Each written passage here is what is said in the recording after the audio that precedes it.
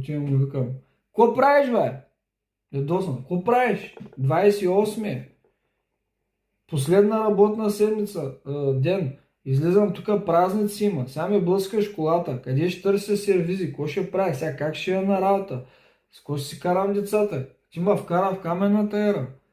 Един микробус там свети. С един брезент и голям някакъв строен беше. Към, ко правиш, бе? И той викам, аз не то видях, бе. Ма той всичко на чешки, нали? Ти вика, имаш ли пуснати фарове? Демек.